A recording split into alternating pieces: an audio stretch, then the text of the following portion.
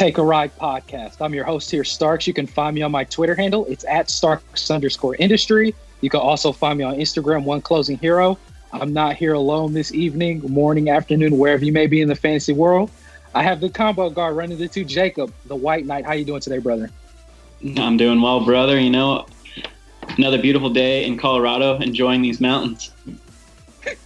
I bet you are, man. How's the mountains looking these days? Oh, it's looking beautiful, man. I had to make it my background on Twitter for sure. Yep, there it is. It's just beautiful. not only him, but not only him, the wingman running the three, LT the Sage. How you doing today, brother?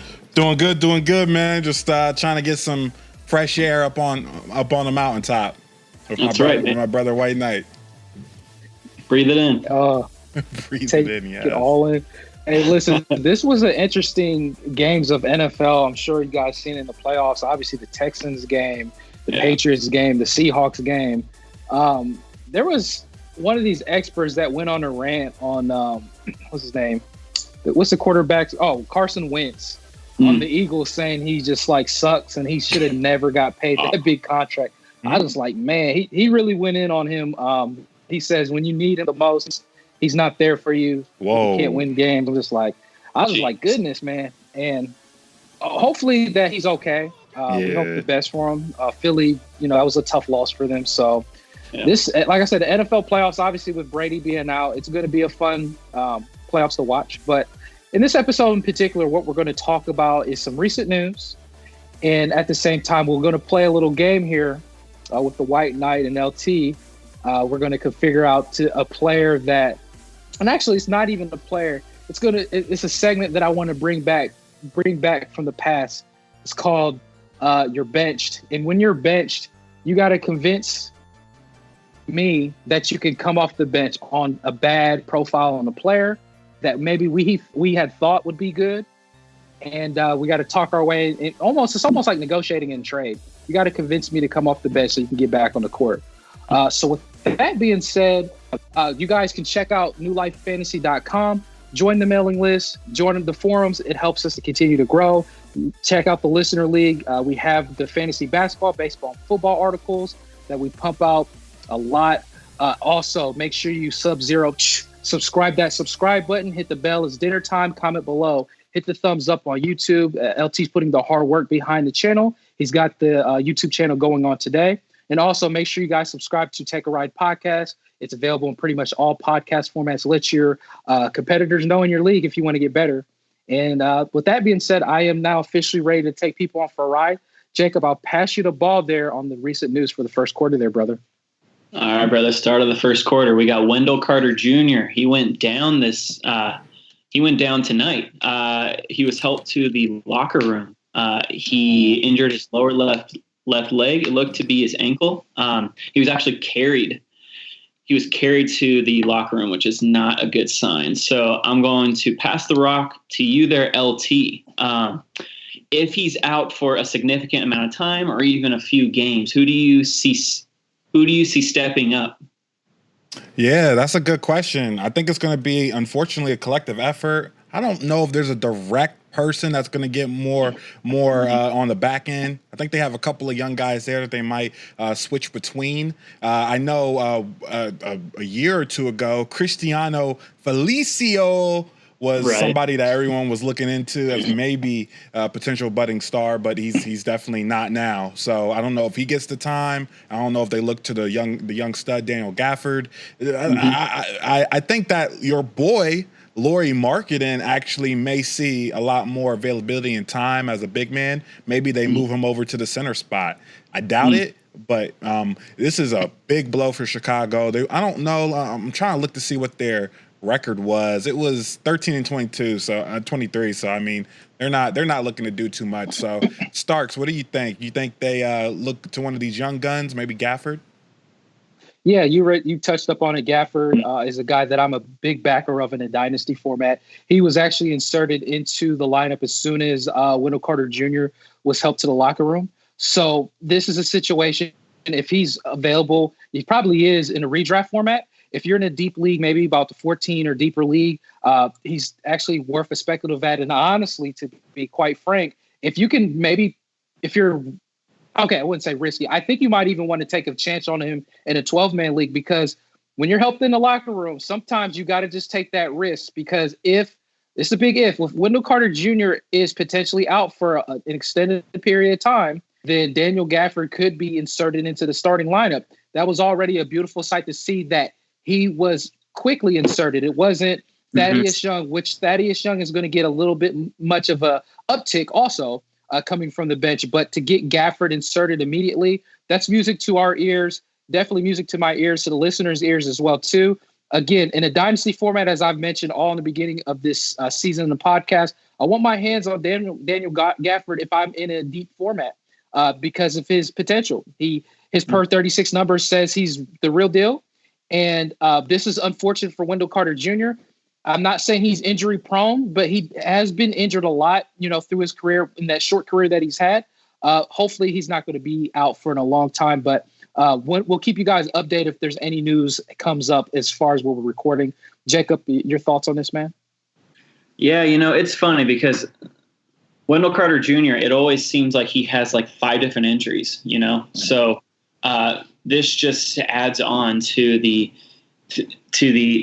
injury list. So I would assume that they would just let him rest his injuries for at least a few more games, even if it's not that severe.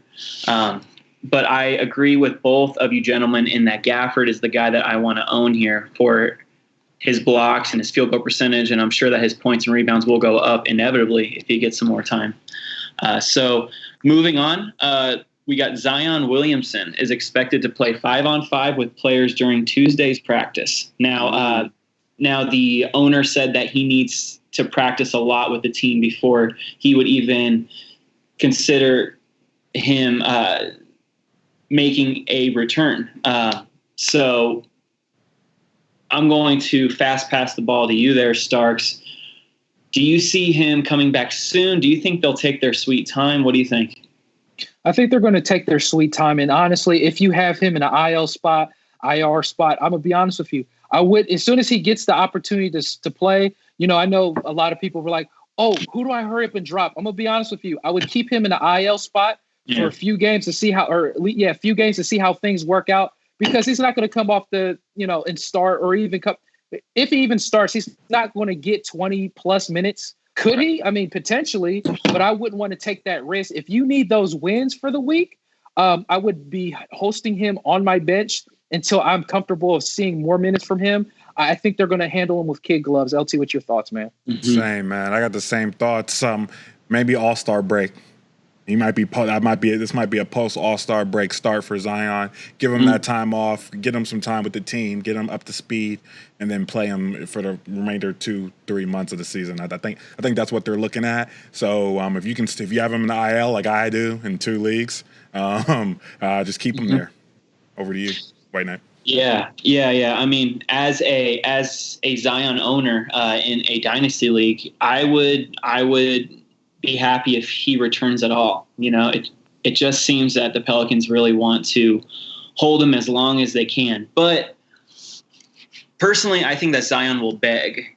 He will beg to come back onto the court. So I do think that he does come back, and I think the All-Star break, like you said, LT, is a solid shot, which is around February 13th. So hold on until then.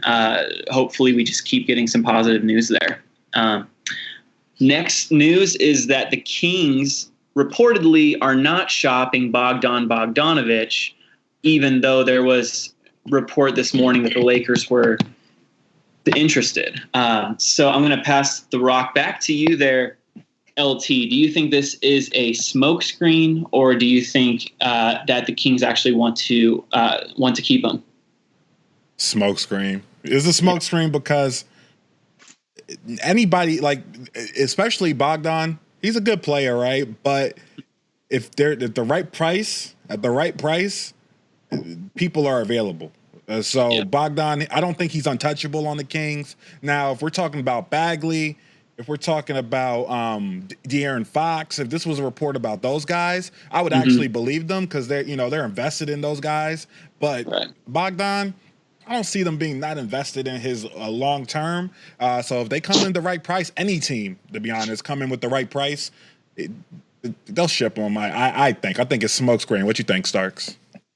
I think he's a good player, right? Mm-hmm. So in a sense, and I think this kind of ties well with the Lakers too, because I don't know if you guys heard, I think there was a little bit of a rumor that Kyle Kuzma mm-hmm. could be going to the Kings, right? So could this be a move potentially to get him?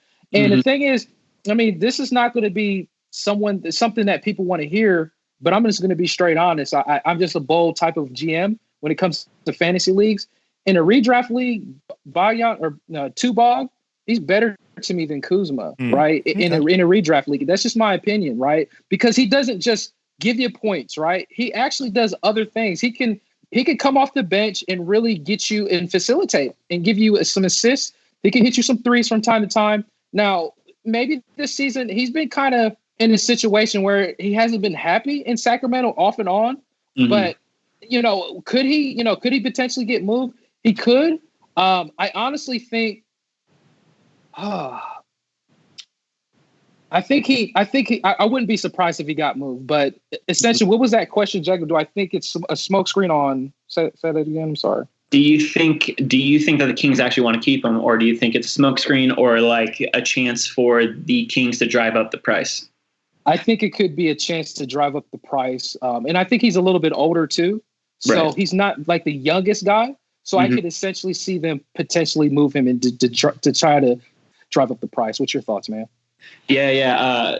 My thoughts exactly. Like you said, I think he's around 28 years old. So and Kuzma is around 21. So it's like, okay, so I assume that the Lakers just offered straight up, what do you think about a swap, Kuzma for Bogdan? And the Kings were probably like, we're going to need a little bit more than that. And the Lakers wouldn't do it. So I think it's a smokescreen to try to drive up that price with the Lakers. But I guess we'll see. So next on the news is that Drew Holiday, he didn't play tonight because of a bruised left elbow. Now, he took a tough spill last Saturday. He fell directly on his elbow. There was really on Saturday night, there was no word that he was going to miss some time.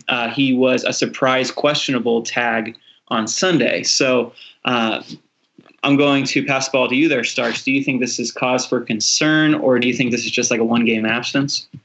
I absolutely believe this is a concern, right? Because what are the Pelicans playing for at this point in time? That's already – listen, if any team that almost becomes a wasteland team, it's not to say the Pelicans are, but they kind of look like it right now. So in that sense, when they're a team that hasn't been winning the best, well, not even winning the best, they just haven't really been winning. So somewhat of a star in Drew Holiday, that's a little bit of a veteran. They're going to play more of the younger talent. What do they have to play him for? Unless, the potential of him, the rumors has been out that he might get traded, right? So they're going to handle him with kid gloves. So I think that makes sense. Now, in a redraft format, anybody that owns him, I'm going to be honest with you, if you could try to dial a GM and try to trade him, and I know this is like reverse psychology, but if you're in a deep redraft league, I would try to get two maybe top 50-ish players if you could pull that off for him. And hope for the best, because Drew Holiday, I have him actually in a deep redraft league, and I'm not confident in his situation. He was going in the top 15 or better in redraft leagues. So it's unfortunate. LT, what's your thoughts on this, man? Yeah, it's a cause for concern because a sore left elbow, I would imagine that if the Pelicans were actually, playing for something, it's probably a play through injury, right? Probably doesn't take that much time, these questionable tags. Also, you got to think about it. Drew Holiday has been in some trade rumors as well, so you can imagine maybe the team is trying to keep him nice and safe in order to put him on that trade market, because Drew Holiday is getting into the time of his career where he's looking for rings. And the Pelicans are in that time where they're trying to grow and build from young talent. And so they just got conflicting, timetables here. So I just feel like Drew's going to be – I feel like that he's a definite high trade chip come either Draft deadline. Trade deadline or next year during the draft. Just look out for Drew probably getting moved. But that's my thoughts. What you think, White Knight?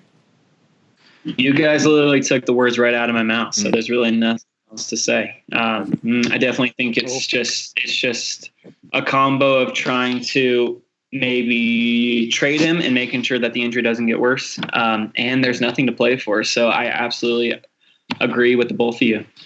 So last on the news docket is that Davis Bertans. He is reportedly expected to return to the floor this weekend.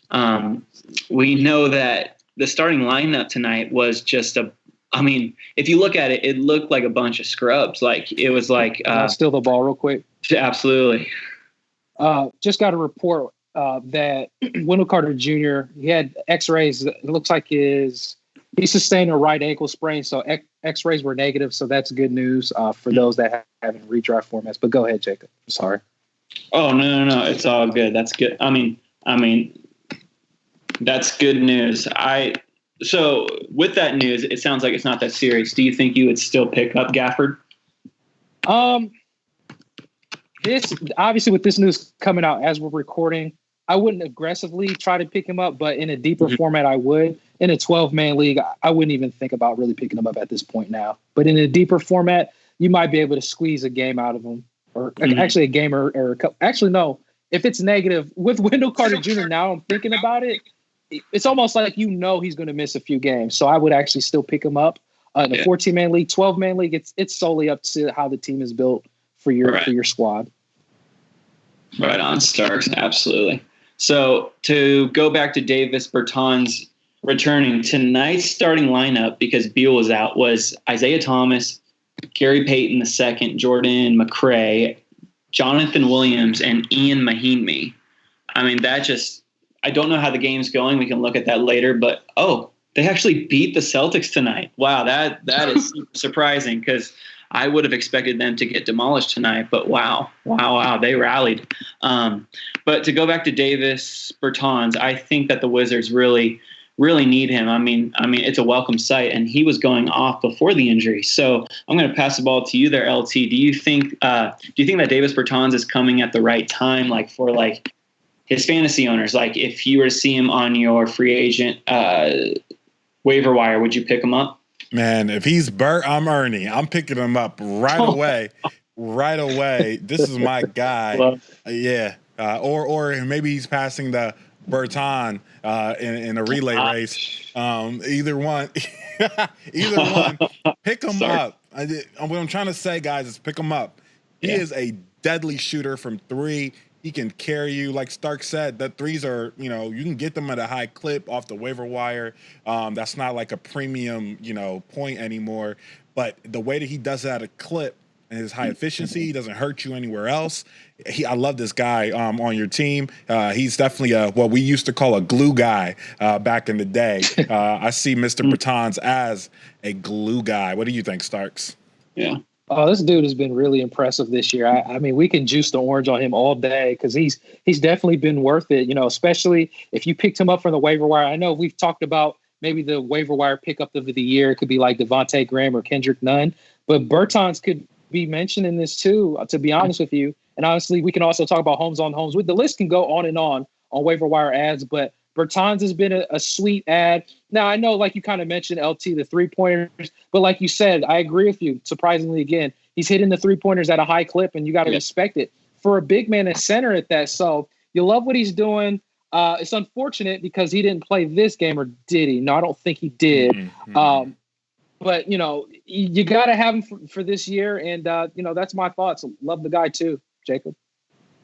Oh, I love him as well. The only thing that concerns me, he's killing it for, as you would say, Starks, a wasteland team. But he is, there are some trade rumors, like the 76ers are interested in him. The Hawks are interested, Lakers, Celtics, and Nuggets. Every team that wants and needs him, wants him. So, I would be concerned if he goes to a team that's loaded, although he could be a nice streamer for threes. Like he's like a top 50, top 75 player in Washington. But if he gets moved, he's definitely he's definitely going to be like the fourth, like the fourth or fifth option. So if he does come back and kills it, I might suggest that you try to sell him high before he gets traded, even though it's not for certain that he does get traded. So it definitely is a risk. But those are just my thoughts. I don't know. Quick. Yeah. Real quick, I was going to steal the ball too, real quick on top of that. Just jumping on with you guys, because I think we're all juicing this on Bertans. I mean, just to juice it a little bit more, top 38 currently in the 9-cat category league. So he's inside the top 40. Crazy. And the 3-point rate, 3.8 3-pointers a game. So crazy. Although, we talk about 3-pointers, as long as you're at 1.5, that's average. Like, this dude is hitting almost 4, right? What's that? That's even probably better than Buddy Hield. So that's just something to look at as a big man. And again, at the age of 27, for Bertans, I think that he could potentially get moved. And I think, Jacob, you made a good point. At his age, if he stays in Washington, you got to look at potentially of the load management. You might want to sell, but if he gets traded to a right team, he could be in the right spot. But my bad, man. I just want to give you the ball after that, brother. That's solid, brother. Absolutely. So with all that news, it's going to come to an end, and the first quarter has officially ended. Okay. And the second quarter, and actually I meant to bring this up, and that's probably why I have the glasses on, is the villain in glasses. Blake Griffin. Oh man. I'm sorry. I don't know if that report is true or if I seen it because I was at work, but I just want to make sure I confirm with you guys. Did it say he was going to have a season-ending surgery? Is that correct? He's contemplating. He's contemplating. Right. Which is just because his play was all already down, and he probably wants to save himself for next year with the Pistons not doing anything. So, yeah, I don't know. What I will say, which I mean, it's not a good thing, but it may look better on him if he's been dealing with this injury since he came back. I could explain why his play's been, subpar, like really bad. Like you stated, Starks. We were talking about a huge regression. He was playing really bad, even for Blake Griffin. He's still a very, I'm not trying to be funny, but he's a good player. Like, he was playing really bad. So it's like, if he was dealing with this nagging injury the whole season, I would explain why his play has been subpar. He started the season injured, came back. Maybe he shouldn't have. Maybe he should have stayed out a little bit longer, got healthier, and maybe came back too early to try to, there was probably a lot of talk about, him and that injury. So, but yeah, he might be out for another season, and that's just another year for him to regress. So I don't. Yeah, Blake is. Yeah, it's not looking good, man. No. Yeah. I gotta stop. I need to stop writing individual articles on players. I've been putting juju on them, and this one was one of the. This one has definitely been one of the worst. And honestly, like Isaac, at least Booker has been back, but Booker, as soon as I wrote about him, that same day later, someone reached out to me. Was like, he said, "Man." He was like angry. He's like, "Why did you write this, man? Why? This is what happens when you write. Like, you made Booker get hurt, man. You should have waited. Like, huh? Like, how am I supposed to wait? How am I supposed to know that? But it's all good. Love you anyway, there, brother. But let's exactly. So let's transition to Blake. Hopefully he gets better though. If he does take this, season, if he makes the decision to take that season-ending surgery. That team's about to blow up. I have a feeling that team's about to get. I have a feeling too. Yeah, I feel like. Yeah, man. Drummond's gone. You feel like Drummond's gone? Yeah, I feel like Drummond's gone. I feel like Blake. I feel like Blake's gonna go in the off season. I feel like that team's gonna look super different next year. I feel like Reggie Jackson. I don't even know what Reggie Jackson even play anymore for that team in the league. What is he? Oh, I know. It's crazy. I think that team just looks completely different next year. Which is why, like Stark said yesterday, we all need to add Doom Booyah, right? Yeah. Yep. Cool. That's right.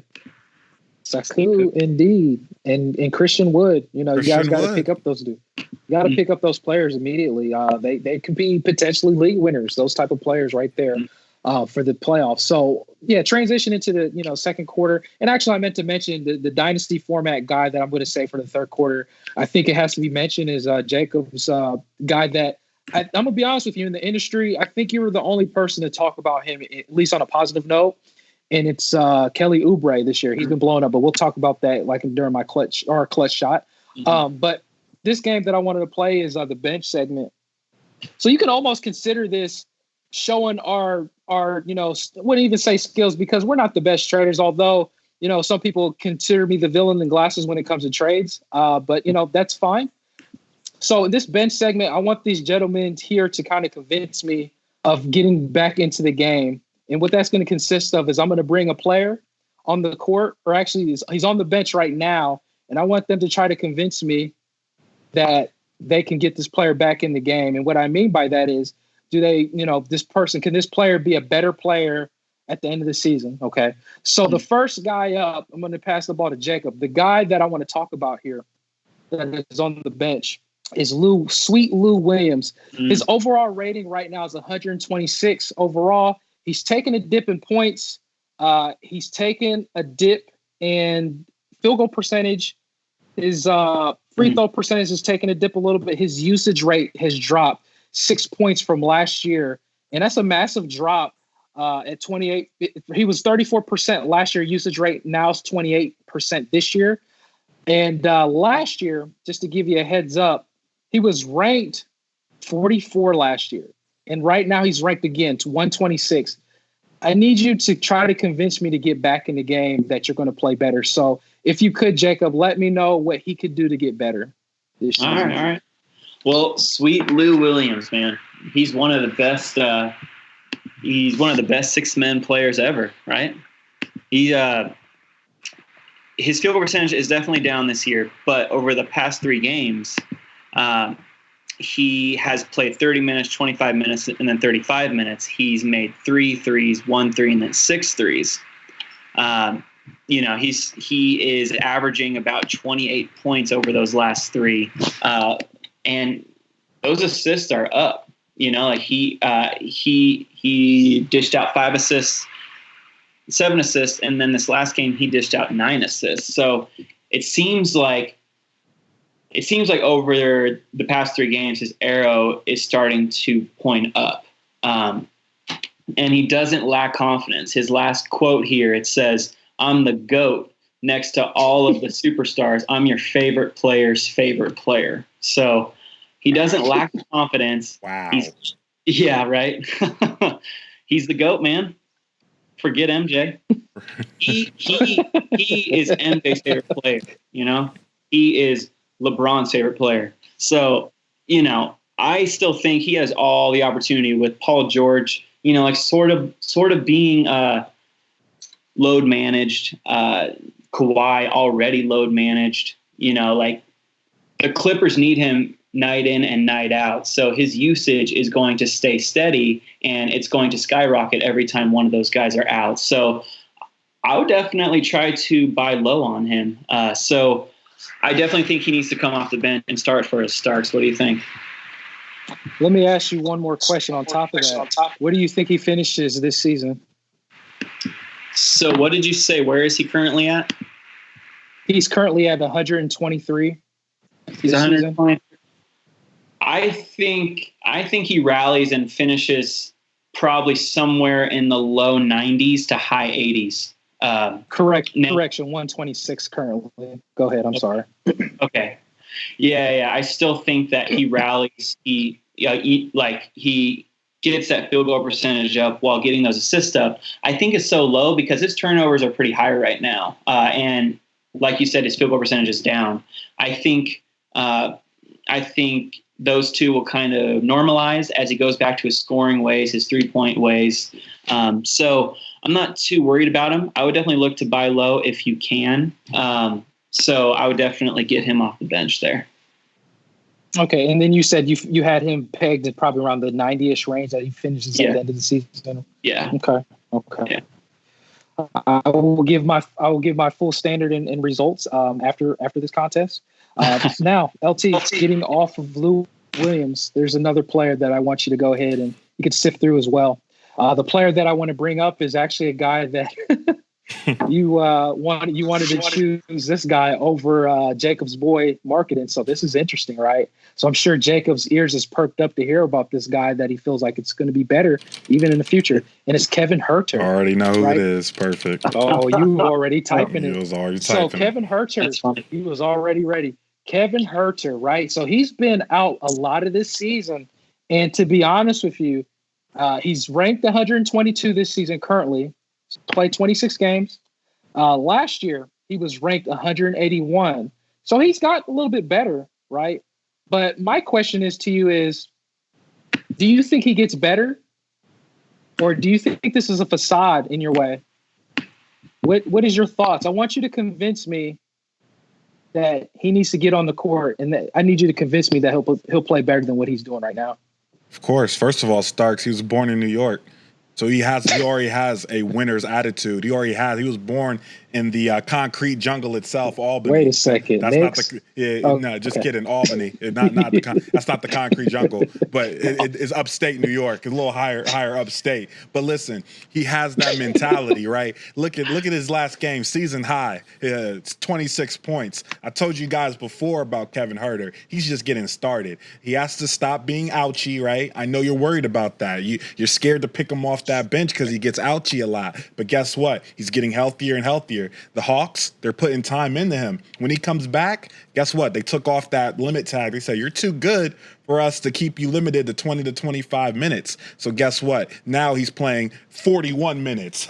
41 minutes he played, and guess what? He had a season high. So as long as he's on the court, you got a player. You can't bench that guy. You can't bench Kevin Herter, man. Not anymore.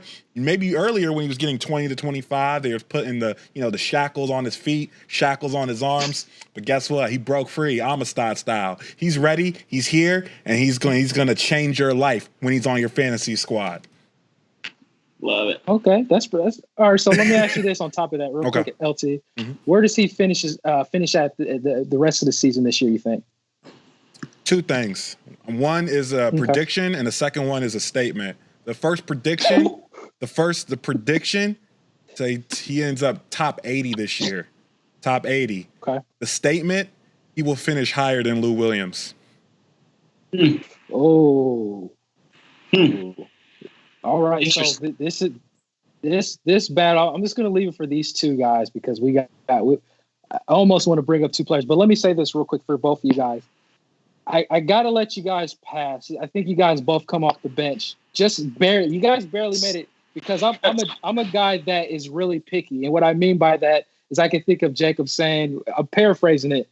He said, Michael Jordan who, right? He mentioned that about Lou Williams, right? And then I can nitpick on LT and say, hey, he's from New York, so he's born bred a winner, right? No, he's from New York. I don't care if you met upstate. I don't care. He's from the Knicks. I'm going to just think Knicks. If you say New York, I'm going to think of the Knickerbockers. But no, you guys did a great job. I appreciate that. That was good content there for sure. That was excellent. So yeah, I'll just say this real quick. I think Kevin Herter is going to be his overall is going to be better. I agree with you there for sure, LT. Jacob, I agree with you also. I believe that Lou Williams is going to get better this season too, just because of, like you had mentioned, I definitely enjoyed it, the load management that comes with it with Paul George and Kawhi Leonard. So he's not afraid to take the shot, right? We know Sweet Lou is going to take the shots. Then Kevin Herter, LT, kind of like you mentioned, just segueing into that. We know Herter is going to, like you said, they took the training wheels off him. The minutes restriction is not available. It's lifted, so he can do whatever he wants, right? And he's almost the de facto guard if it's not Trae Young. So it just makes sense for his overall to get better. Obviously, we're going to be concerned with the injury bug, but I'm not too concerned. He's definitely a player that I like, and I thought it was interesting. I'm just going to give you guys, if I had to say who did better, I can't say. I'll say it's almost a tie, but I thought it was funny that LT said, and I like the statement that he was bold. He said he's going to be better than Sweet Lou the rest of the season. So that is something I want to keep the feather in all of our hats to remember at the end of the season. So good job. Good job, guys. You guys nailed it. So we can go ahead and transition to LT, actually, if you want to run the third quarter, just touch up on maybe just 2 or 3 games real quick, and we can kind of just go on to the clutch shots after that, brother. Yeah, definitely. We'll do a couple. We'll do some high-scoring ones. It's probably more funner to cover. Real quick, have you guys saw what Lou Williams named his son? Oh, no. Is it GOAT? No, he named his son Six because he's a six-man, the best six-man to ever do it. So he named his son Six. Man. Gosh. Six. Gosh. SYK. Sick. Sick. Hey, after you said that quote, I believe that he would do something like that. Even before that quote. And look, it's the Hawks against the Denver Nuggets. We're gonna touch up on this game real quick. All right. You know why? Because Kevin Huerta, it came out to play tonight. He had a big game last night, 41 points. But guess what? 41 minutes. And guess what? This night, 33 minutes. So he's consistent. Look at him matching Trae Young, 8 for 12. With Trae Young, 8 for 12. 6 threes from Huerta tonight. 8 rebounds. 1 steal. Didn't get you a block, but he can if he's playing defense that night. 22 points. I love this guy, man. And what do you, White Knight, you see anything on Atlanta side that you like? Oh, man. Yeah, man. Huerta had himself a day. I actually wanted to bounce over to the Nuggets side. I'm not a fan of Gary Harris going 36 minutes, and then he went 2 for 12, 0 for 6 from 3. Every time he shows us a little bit of something like, oh, this is why we draft him, he has this stinker game. So I got to be honest, I'm fed up with him in 12-man leagues, and I'm thinking hard about that, a drop in 14-man leagues. So that's all I got to say with the Nuggets side. Hey, I want to add, Lewis just tried to trade me Gary Harris in our Dynasty League, man. Lewis. For who? Please, I got to know for who. Who's the guy from the Knicks? Man, I can't think of his name right now. Oh, Randall? Man. Yeah. Julius Randle. Orange Julius. He was trying to sell Gary Harris to me, too, while he was out. Hey, Lewis was over here trying to sell Gary Harris to me. Look at this. Look at this game. 2 for 12? Oh, man, it's gross. What is happening to him? He's like, he was like, oh, Gary Harris turns it on at the end of the year. All right, Lewis. Good pitch. Good pitch. Anyways, Starks, anything on – there is one line that sticks out that I saw earlier on the Nuggets side. The Nuggets side, the Joker, man. The Joker, man. He's been cool. The Joker's been struggling this season, supposedly, in a way, but we kept saying, just buy low on this guy. Look at this game, 47 points, very efficient, 11 for 16 at the charity stripe. You'll still take that. If you're going to give me that many points, then you're not going to really nitpick. But I don't understand your boy, Will Barton. For some reason, he still puts up these games, LT. I just never understand. Yes. He's up there with late round draft picks, man. Just what a value I got from him, man. He's been cooking. Yeah, you definitely cut coupons if you got him. Now I'm gonna say this. And again, it's not to throw shade, but I just, like I said, don't be prisoners of the moment. And it's Michael Porter Jr., right? He had that game. It's like he never missed a shot. 11 12. Now he had 20 minutes. The good thing is he's getting the minutes, right? 4 points. He didn't really do too much else, right? So like I said, people were rushing, like in a 10-man, 12-man league. They were like, "Oh man, I'm picking this guy up. He's about to be the truth." Like, no, man, you gotta be patient. Dynasty formats is a little bit different. You definitely got to have him on your team, but I wouldn't be, honestly, if I had him in a Dynasty format and he had that game when he was like 11 for 12, I would have tried to sell him like hotcakes after that game, just because, right? And just look at the last couple games that he's had. Denver is so loaded. It just depends on if they, decide to make a move in Denver in particular, especially like we talked about Gary Harris. I agree with you guys. Like, like Jacob, I think me and you can agree. Like we felt like he could have had a bounce back season this year, but just not happening. Unfortunately, Gary Harris. That's all I got. LT. That's unfortunate, man. Yeah, no problem, man. Well, we're gonna switch over to the Utah New Orleans game, and we got 128 to 126, close matchup, and Utah comes out with the W. But I want to go over to one of our guys here in the New Orleans side, Starks, and I want to get your take. I said something yesterday that you kind of shook your head at, but you didn't refute it. Brandon Ingram becoming a superstar. How do you feel about this game? He keeps doing it. He keeps doing it. 35 points, 1 block, 1 steal, 5 assists, 8 rebounds, 8 for 8 from the charity line, 3 snipes. This is a LeBron-esque performance from Brandon Ingram. How do you feel about him, and can he keep this going? Like I said, I'm going to continue to eat my crow. It makes sense. I'm trying to pull up his information real quick to dive a little deeper. But I'll say this about Brandon Ingram. I called him a scrub last year, and I felt like he was going over his head this season as well too. But honestly, he keeps doing it. You got to respect it for what it is. I thought in a points league, and I know Jacob, I think from my understanding, Jacob's article, he had him, for a points league. So he was back in a points league. In a nine-cat category league, I don't think he was. I know I wasn't for sure. It wasn't even about that business. But what he's doing, for you to mention he's a superstar, it makes me sick, right? He's 22 years old, and I don't know why I had a hard time finding him because I guess, listen, I really thought when I was been looking for him, I was just like, where is he at? It's because he's been doing so good. He's been a top 12 player. Like, I didn't expect that. And it's making me really ill in my stomach. I cannot fathom this. This dude is hitting 3-pointers like it's nobody's business. 2.4 3-pointers a game. If you would have told me Brandon Ingram was going to do that, I would have told you that you're lying. Not only that, but this free throw percentage is outrageous. He's always been hovering around the 68, 67 range. This dude is what?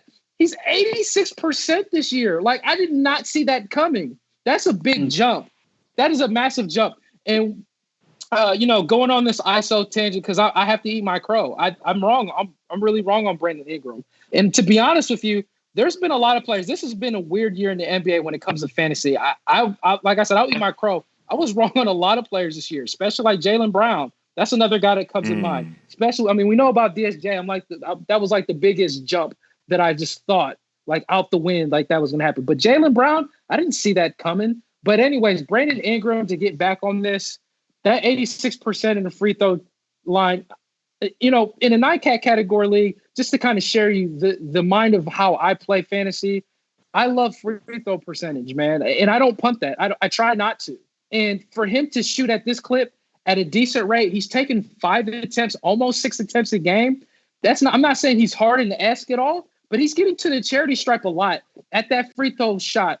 And I seen him. He was 8 for 8 today too. So I'm just like, gosh, what has made this man change? They made the comparisons. I know you guys are familiar. When he came out at the draft, they had mentioned, he's going to be like a KD. He's like a KD guy. I'm just like, man, you guys shut up. There's no way that this can happen. Now, I'm not saying he's like a KD guy, but what he's doing right now is outrageously. And do I think it's sustainable? Man, I don't think a top 12. Can he be a top 12 the rest of the season?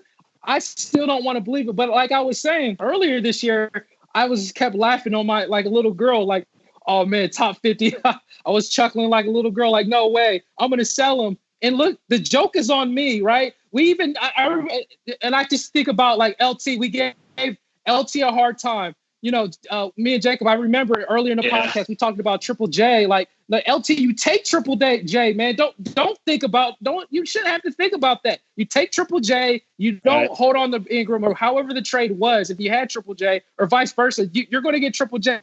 But the joke is on us, man. Do I think he's going to? And here's the real question in a dynasty format. I will ask everybody this that's with me tonight, because this one's hard to take in. I don't even know how to answer this. But Jacob, I want to put you on the spot. And LT, I'm pretty sure I know your answer. But Jacob, I got to ask you this. Dynasty format, do you take Triple J or do you take Brandon Ingram, man? I got to know. Oh. in Dynasty format, Triple J or Brandon Ingram? Yep, just repeat it again. Repeat the question again. Oh, man. Go give you some more time. Yeah, I am stalling like Joseph over here. Joseph Stalin. Wait a second. Yes, Wait, what happened? Stalin. You know what? If I had the opportunity right now, I was holding either one. I would want to go with Brandon Ingram, and that's so crazy to say due to age. Because I think Jaren Jackson's still 19 or 20, but he's not doing as well as we thought this year. So it's so Brandon Ingram is just going on this tear. So I mean, if I saw that, I'm going to go with the Ingram side, which is crazy to say, man. I feel dirty. Let's see. Who do you take, man? I think I know the answer. Yeah, you know the answer, because guess what? I listened to you clowns and didn't make that trade at the beginning of the year, and now I'm stuck with Triple J and having to watch Brandon Ingram be a top 12 player. That's what I think. That's what I think. That's what I think. So yes, I would take Brandon Ingram because my gut feeling was that he's arrived, and guess what? He's arrived. He's arrived. Oh man. No, but that's why I picked this game, just to get your idea on that. Utah, Joe Ingles, he's continuing to play well. Very interested to see if when Conley comes back, if they don't bring him off the bench. I can't. They've been playing better with Joe Ingles in the starting lineup. And running the point, Donovan Mitchell running the point, and Joe Ingles playing that 2-guard position. They've been playing better. Joe Ingles, 6 assists tonight. He can facilitate the rock. I don't know. This is if Blake Griffin's regressing, we may have seen, like Stark said earlier, a Conley regression as well, and it comes at the worst time. Clarkson's coming in and he's killing it. Being a good guy off the bench for them the last couple of games. So I think it might be dark times for Conley. What do you guys think? Oh man, I think you said everything that needed to be said on my side. Conley, man, I feel bad for those GMs. I know you have him in one of your leagues. Yeah. In a 10-man league, in a redraft 10-man league, hopefully you dropped him. It feels dirty. It feels gross to drop. You just say you drop Conley. Like Conley, we know what he's been for years, but you can't hold on to these players anymore in a very shallow league. Dynasty format, you're stuck, man. You're stuck like Chuck at this point in time, because if you try to sell him, you're not going to get too much. You're going to get pennies. Jacob, what's your thoughts, man? Oh, I mean, yeah. I've never owned Conley, so I just think, I've just never trusted him. He always seemed old to me. I don't know. I guess it's because he was always on that slow-paced offense with Marc Gasol on the Grizzlies. But I still think he gets that starting spot back. I just hope that Ingles does stay like LT said, and Royce O'Neal goes to the bench. Because if that happens, then their starting 5 looks scary. So that's all I got to say about that. Nah, Royce the 5'9" has the Cephalosha tag. You can't tell. He's untouchable. He has the Cephalosha tag. He's in there, whether he's good or not, doesn't matter. He's in there for defense. That's about it. Nah. Real quick, I just want to mention real quick, Chicago, your guy Lauri Markkanen had a game, White Knight. 26 points, 9 rebounds, one steal, 2 for 2 from charity, 4 snipes, 10 for 18. So love to see that. Also on the other side, we gotta continue to relinquish greatness. A triple dub for Luka Doncic. 11 rebounds, 10 assists, and 38 points from Luka Doncic. Man. 38 points. Well, I definitely will have, I know you guys have been probably patient with me, the Dynasty Fighter. I will have that this week or next week, and Luka's on there. So hopefully, it's funny. And it's funny because I was writing about him before his injury, before. Hopefully, when it's actually complete, he doesn't get hurt. This is crazy. So, who he's going against, I'll just go ahead and share. Oh, sweet. So who he's going against, it almost seems like it makes sense to say that you would think he would automatically win, but it's one of LT's originals, Alphabet Soup. He's going to go against Greek Freak in his Dynasty article. So how I'm going to do this article in particular is, if you guys are familiar with Fantasy Combat that I did last year, it's Dynasty Fighter now. But I take 2 players, but it's going to be more current players, and I'm going to give them a 3-round fight. And what I mean by that, those 3 rounds is going to be pretty much consistently of it. The basis is basically the first year, second year, and third year, in which that's how the rounds are going to be. So be on the lookout for that. I already have the winner in mind. I know it seems like, I'll just say this on the record, I know universally, since the echo and hype train seems to be Luka, but I'm going to be honest with you guys, just wait and really see the results and how I look at it, because you can't just already assume that the winner is what it is, because you got to at least take this in consideration. It's a 9-cat category league, and sometimes if you're punting, you might be kind of surprised at what. Just to kind of share a little bit of a cheat code for you, the number 1 player if you punt free throw percentage is actually Greek Freak right now. So think about that. And at the same time, Luka, we know he's a top 5 player, but again, if you were to punt, Greek Freak is actually better this year. But I just want to at least save that nugget for you. But look out for that article. Like I said, it'll be either this week or next week. It'll be done. I promise. We'll just touch up on. Oh no! Actually, I'm done. No, we can move forward. That was the main games. I'm just siphoning through for the listeners who are watching YouTube if they want to look at some of these scores. Sure. But you can continue. Sure. So we're going to start wrapping things up here. Appreciate you guys. This was definitely a fun episode. You guys did well coming off the bench and, speaking the knowledge of these players and helping them to get on the court. So the Dynasty guy that I'm going to talk about, I'll keep it a little bit more shorter, is a guy that I had mentioned, or at least Jacob was one of the only guys that talked about him this year on a positive note, and it's Kelly Oubre. He's been very good this year. I'm going to be honest with you, Jacob. I did not think he would be playing this well.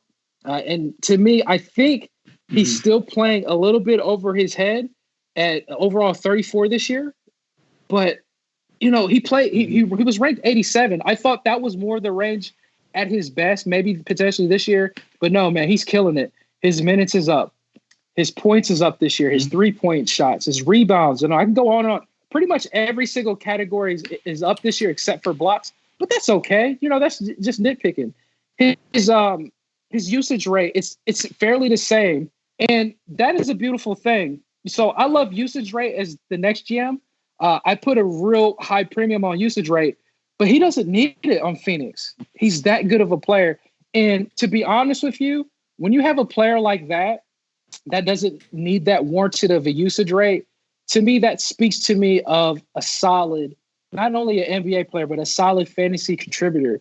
To me, what that means is he could go to a different team and produce for any other team in my eyes and in my logic. So if he was to potentially go to a wasteland team and he could be featured, right? And just imagine what his usage rate would be. He's going to score a lot of points. Now, maybe his efficiency would drop, but just the beauty of what he's doing this year, I can't ignore it. He needs to be respected. He doesn't get talked about as much. Like this year, he's been under the radar. We talked about, Luka is doing so well this season in fantasy. It's like we're forgetting everybody else, all the other underrated guys that are doing well. We're overlooking. I mean, we talked about Fred VanVleet and some other players, but Kelly Oubre, he needs that orange juiced. So he deserves it. Jacob, good call on this, man, for sure. Like I said, I know mostly in the industry, I did not hear too much about him. So that was a good call. In a dynasty format, how I'm looking at this, maybe in an 8-cat, 9-cat. Now, honestly, in a points league, he's going to be a top 50 player or better. No questions asked. Now, in a 9-cat league, 9 or 8-cat league, 3-year span, I'm going to be honest, it's hard to measure it. But again, the usage rate is what helps me to identify that this is almost realistic. I think he could be a top. I think he might regress a little bit next year, but I think a top 50 player is still fine. I think he's maybe the ceiling that what he's doing this year at 34. I still think it's a little bit over his head, But I think what he's doing right now is who he is. But again, if he went to a wasteland team, he would be better than a top 34 player. But I think I'm looking around the ranges at his best is probably around the top 40s, maybe the 3 to 4 year span. But, definitely what he's doing right now this year, it has to be mentioned. The rebounds at 6 rebounds. He doesn't give you assists, but you don't need that. The 1.5 steals, that's a beautiful thing. That's what's juicing his momentum. And then honestly, the last 2 weeks, his steal rate is high, 2.2 steals. Last week, 2.3 steals. His field goal percentage is up. And a thing that we have to put a premium on, again, that I like to look at is we talked about threes. It's not really important, but the steal rate. If this guy is getting the steal rate at this high clip and it continues to go up, then that's when it's going to make me think different to be like, hey, maybe he is a top 35 player or better. But as of right now, like I said, that's in a short time span, but that's just something that needs to be mentioned. The Kelly Oubre for the Phoenix Suns, man, that's good. And real quick, the last thing I was going to say before I pass the ball to you guys, we got to think about this. This is a Devin Booker, DeAndre Ayton team, right? And Kelly Oubre is like the third wheel. He's the third banana there. And again, that's why I said, you put him on any other team, he would still produce. And that's a beautiful thing. So I'll pass you the ball there, Jacob. What's your thoughts on that, man? What's funny is that when we were debating those the other experts on our show at the beginning of the season, they didn't think that he could even crack the top 100. They said, oh, he'll probably finish 120, 125, 130. And I said, when he was on the Wizards and then once he got traded to the Suns, I mean, his steals and blocks alone would probably let him crack the top 100. He was averaging well over 1 steal and almost 1 block with fine field goal percentage. But now he's doing it all. He's doing the threes and the points and the rebounds. He's not getting assists like you said, but, he's a very solid player and he's young. Back when he was on the Wizards, it was him and Otto Porter Jr. They were almost like the same player, which is kind of, and so weird. Yes. Yeah. Like a 3 and D player with room for more, but I didn't see this coming. I knew that he could probably crack the top 75, but to crack the top 40, I did not see that coming, but I'm definitely glad that he's doing it because he does have the talent. So I would definitely try to, if you're going to buy him in a dynasty or a redraft, you're going to have to pay a pretty penny. So, wait for him to have a down game or two and then try to pounce. Nice. LT, any other thoughts on the Oubre here, brother? Hey, man, Oubre is playing out of his mind this year. Not too much. I'm echoing everything you two fellas said. What a good call, White Knight. I like to hear stories like that, man. When you knew more than the others out there. Good to hear. Thank you, bro. With that said, you guys, try. So that wraps. That's awesome. Yeah, good stuff. So that wraps up the third quarter here. So we're going to go ahead and get to the clutch shots. So I guess the clutch shot that that's pretty much my clutch. I don't have too much more to say, so I'll actually pass you the ball there, Jacob. I'm sure something will formulate here. So do you have a clutch shot for the listeners, man? Yeah, for my clutch shot, for all of you points league players out there, I'm coming up with an article here that's going to be dropped either Tuesday night or on Wednesday. It's just going to be a breakdown of what I expect, how the rest of the season will go and who you should target, who you should buy low or sell high, based on possible trade targets and stuff like that. So if you guys want to be on the lookout for that on newlifefantasy.com, that article will drop either tomorrow night or Wednesday. And if you follow us on Twitter, you'll definitely get that as soon as we drop it. Or if you guys subscribe to the website, you'll definitely get that in your email as soon as we do. LT?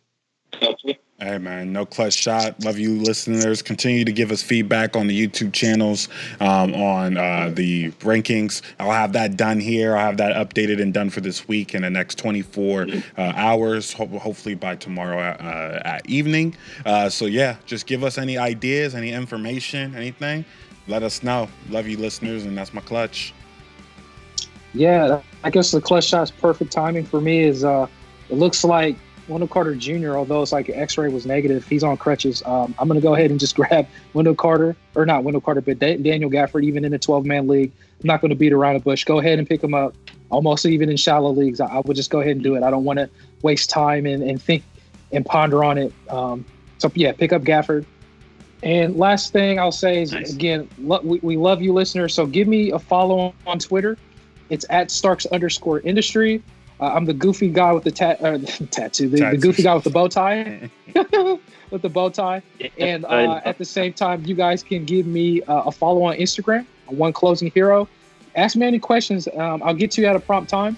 I know that I get several DM messages versus the live messages. Again, I appreciate it. You guys are competitors. I get it, and I won't share that feedback. Only thing that I ask you in return is you're going to see the list to make sure you subscribe to everything, the website, the YouTube channel, the podcast. It definitely helps us out. It continues to keep our brand going. So we really appreciate you guys. So I'll pass you the ball there. Jacob, where can they find you out there, brother? Thank you, brother. Yeah, you can find me on Twitter @Ain'tDoneYet, and Dunn is spelled like my last name, Dunne. I'd love for you guys to follow me and ask me any questions. I appreciate all the questions that I have been getting, and just keep on asking them, please. Yeah, same thing. You can find me at Twitter @Sage Network X. Ask any questions you have. Also, look at this beautiful mountainous area back here on Ain't Done Yet's profile on Twitter. Puts me in a real fresh mood. I love it, man. I love it. You want to go? Hey, man, I wouldn't mind going to the Rockies, man. I actually love the cold, so it's I wouldn't mind. You're always welcome, brother. Hey, perfect. Yeah. So you guys, God bless you guys. We love you. We love you, listeners. So with that being said, have a good evening, morning, afternoon. Take a